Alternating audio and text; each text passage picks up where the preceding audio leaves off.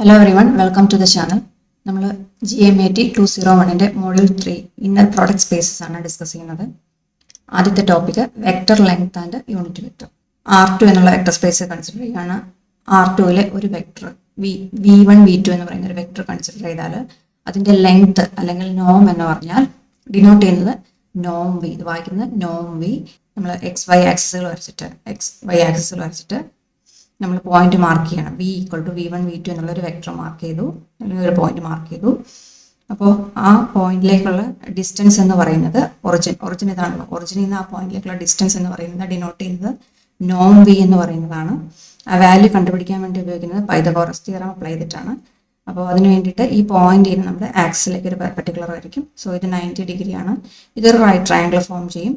Right triangle form ചെയ്യുമ്പോൾ ഇതിൻ്റെ side ലെങ്ത്തുകൾ, അതായത് ഇപ്പോൾ ഒറിജിനിൽ നിന്ന് ഈ പോയിന്റിലേക്കുള്ള ലെങ്ത് എന്ന് പറയുന്നത് മോഡുലസ് ഓഫ് V1 വരും. അതുപോലെ ഒറിജിനിൽ നിന്ന് ഈ പോയിന്റിലേക്കുള്ള ഈ ലെങ്ത് എന്ന് പറയുന്നത് മോഡ് V2 വരും.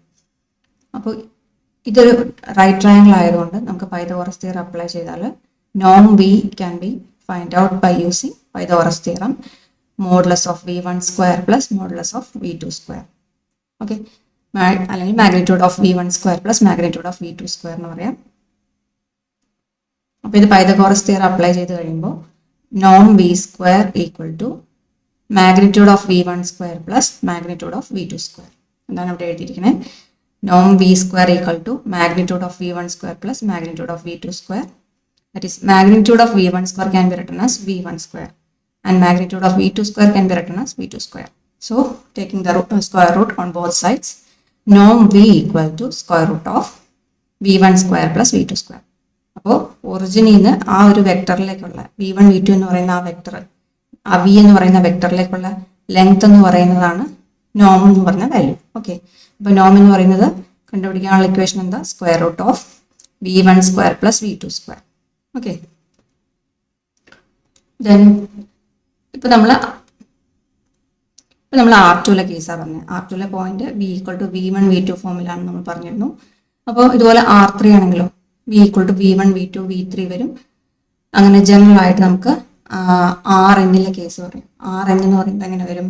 V എന്ന് പറയുന്ന vector V1 V2 V3 etcetera Vn വരും. V എന്ന് പറഞ്ഞാൽ n കോർഡിനേറ്റുകളുള്ള ഫോമിലായിരിക്കും പോയിന്റ് എടുക്കുക, അല്ലെങ്കിൽ ആ വെക്ടർ എടുക്കുക. അതിൻ്റെ നോം വാല്യൂ എന്ന് പറയുന്നത്, നോം വി എന്ന് പറയുന്നത് square root of V1 square plus V2 square plus etcetera Vn square ആയിരിക്കും. ഈ വെക്ടറിന്റെ ലെങ്തിനെ നമുക്ക് മാഗ്നിറ്റ്യൂഡ് എന്നുള്ള പേരിലും പറയാറുണ്ട്. Okay, length of a vector is called its magnitude. ഒറിജിനിൽ നിന്നുള്ള ഡിസ്റ്റൻസിനെ വിളിക്കുന്ന പേരാണ് ലെങ്ത് ഓഫ് ദ വെക്ടർ. അതിനെ തന്നെ വിളിക്കുന്ന പേരാണ് മാഗ്നിറ്റ്യൂഡ്. ഇനി ഈ നോം വാല്യൂ 1 ആണെങ്കിൽ ആ വെക്ടറിനെ വിളിക്കുന്ന പേരാണ് യൂണിറ്റ് വെക്ടർ. ഇഫ് ദ നോം വാല്യൂ ഈക്വൽ ടു 1, നോം വാല്യൂ ഇവിടെ വാല്യൂ ഫൈൻഡ് ഔട്ട് ചെയ്യുമ്പോൾ ഇത് 1 എന്ന് കിട്ടുവാണെങ്കിൽ ആ വെക്ടർ കറസ്പോണ്ടിങ് ആയിട്ടുള്ള ആ വെക്ടറിനെ വിളിക്കുന്ന പേരാണ് unit vector. The length of a unit vector cannot be negative, അല്ലേ? യൂണിറ്റ് വെക്ടറിന്റെ വാല്യൂ ഒരിക്കലും നെഗറ്റീവ് ആവാൻ പറ്റില്ല. So that is always greater than or equal to 0. എപ്പോഴും നോം value greater than or equal to 0 ആയിരിക്കും. അത് പോസിറ്റീവ് ക്വാണ്ടിറ്റി ആയിരിക്കും, അതല്ലെങ്കിൽ 0 ആയിരിക്കും. 0 ആവുന്ന കേസ് എപ്പോഴായിരിക്കും? നമ്മൾ കൺസിഡർ ചെയ്യുന്ന വെക്ടർ എന്ന് പറയുന്നത് 0 വെക്ടർ ആണെങ്കിൽ മാത്രമായിരിക്കും നോം വാല്യൂ നമുക്ക് 0 കിട്ടുക. അതായത് നോം വാല്യൂ ഈക്വൽ ടു 0, നോം equal to 0 if and only if the vector is a 0 vector. അപ്പോൾ നോം വാല്യൂ 0 ആണെങ്കിൽ കറസ്പോണ്ടിങ് ആയിട്ടുള്ള വെക്ടർ എന്ന് പറയുന്നത് 0 വെക്ടർ ആയിരിക്കും. അതുപോലെ തന്നെ ഒരു 0 വെക്ടറിന്റെ നോം വാല്യൂ എന്ന് പറയുന്നത് 0 ആയിരിക്കും. അതാണ് ഇവിടെ if and only if condition എന്ന് പറഞ്ഞിരിക്കുന്നത്. ഇനി നമുക്ക് R2ലെ R3ലെ സ്റ്റാൻഡേർഡ് യൂണിറ്റ് വെക്ടേഴ്സ് ഏത് ഫോമിലാണെന്ന് പറയാം. R2ലെ സ്റ്റാൻഡേർഡ് യൂണിറ്റ് വെക്ടേഴ്സിനെ റെപ്രസെന്റ് ചെയ്യുന്ന IJ, അതുപോലെ തന്നെ 3Dയിലാണെങ്കിൽ IJK എന്നാണ് നിങ്ങൾക്ക് അറിയാം. അപ്പൊ സെറ്റ് IJ എന്ന് പറയുന്നത് എങ്ങനെയാണ് റെപ്രസെന്റ് ചെയ്യുന്നത്? ഓർഡേർഡ് പെയർ 1 0 0 1 ആയിരിക്കും. അപ്പൊ R2ലെ സ്റ്റാൻഡേർഡ് യൂണിറ്റ് വെക്ടേഴ്സ് എന്ന് പറഞ്ഞത് ഓർഡേർഡ് പെയർ സെറ്റ് 1 0 0 1 ആയിരിക്കും. R2ലെ സ്റ്റാൻഡേർഡ് യൂണിറ്റ് വെക്ടേഴ്സ് എന്ന് പറയുന്നത് സെറ്റ് 1 0 0 1 ആയിരിക്കും. അതുപോലെ R3ലെ സ്റ്റാൻഡേർഡ് യൂണിറ്റ് വെക്ടേഴ്സ് എന്ന് പറയുന്നത് ഇപ്പൊ 3 കോർഡിനേറ്റുകൾ വരണം. 1 0 0 0 1 0 0 0 1 ആയിരിക്കും. R2ലേത് 1 0യും 0 1ഉം. അതുപോലെ തന്നെ R3ലേത് 1 0 0 0 1 0 0 0 1 ആയിരിക്കും സ്റ്റാൻഡേർഡ് യൂണിറ്റ് വെക്ടേഴ്സ് എന്ന് പറയുന്നത്. ഇനി നമുക്ക് ഇതിന്റെ ലെങ്ത് കാണാനുള്ള കുറച്ച് പ്രോബ്ലം നോക്കാം. Find the length of the vector V equal to 0 -2 1 4 -2 element of R5 അല്ലെ, R5 മെമ്പറാണത്. കാരണം വിയുടെ കോർഡിനേറ്റ്സ് എത്ര ഉണ്ട്? 1 2 3 4 5 5 കോർഡിനേറ്റുകളാണുള്ളത്. So it is a member of R5 vector ആണ് അത് തന്നിരിക്കുന്നത്. അപ്പോൾ ഇതിന്റെ നമുക്ക് നോൺ വാല്യൂ ആണ് ചോദിച്ചിരിക്കുന്നത്. ലെങ്ത് ഓഫ് ദ വെക്ടർ എന്ന് പറയുമ്പോൾ നോൺ വാല്യൂ ആണ് ചോദിച്ചിരിക്കുന്നത്.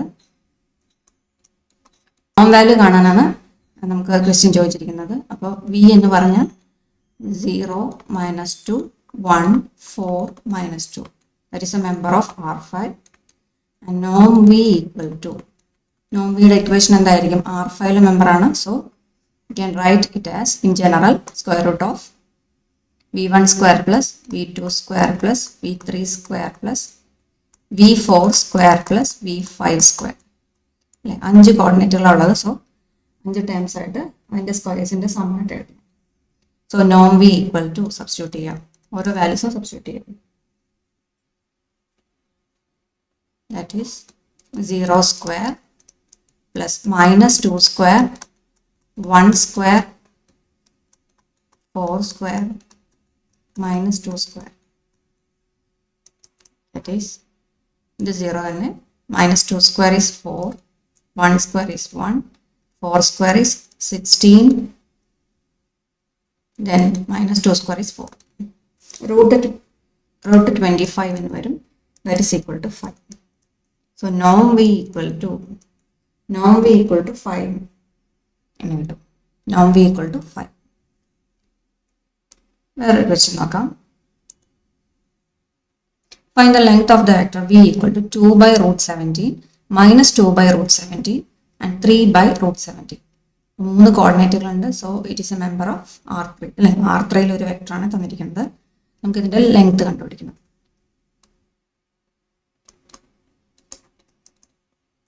So v is given as 2/√17 -2 /√17 3 /√17. Okay, so നോം v ഈക്വൽ ടു, നോം v എന്ന് പറഞ്ഞത് ഇപ്പോൾ 3 മെമ്പേഴ്സ് ആണുള്ളത്. നമ്മുടെ ഇക്വേഷൻ എങ്ങനെ വരും? നോം v equal to square root of v1 square plus v2 square plus v3 square. 3 ടേമിന്റെ സ്ക്വയേഴ്സിന്റെ some ആണ് വരും. വാല്യൂസ് സബ്സ്റ്റിറ്റ്യൂട്ട് ചെയ്താൽ v1 square is 2/√17 whole square plus -2 /√17 whole square plus 3 /√17 whole square. Okay, then value will be, denominator എല്ലാം നമുക്ക് same തന്നെയാണ് അല്ലെ, √17 whole square ആണ്. Then numerator just add ചെയ്യുക. Denominator എല്ലാം സെയിം ആയതുകൊണ്ട് ന്യൂമറേറ്ററിന്റെ വാല്യൂസ് ആഡ് ചെയ്താൽ മാത്രം മതി ന്യൂമറേറ്ററിൽ. So 2 square is 4, then -2 square is again 4, 3 square is 9. ഡിനോമിനേറ്ററിൽ √17 ഹോൾ സ്ക്വയർ ആണ്, അതിനെ നമുക്ക് 17 എഴുതാം. സോ ഡിനോമിനേറ്ററിൽ 17 വരും. ന്യൂമറേറ്ററിൽ 4 + 4 + 9 17 എന്ന് വരും. √17/17, 17 ക്യാൻസൽ ചെയ്തിട്ട് 1 എഴുതാം. So √1 is 1.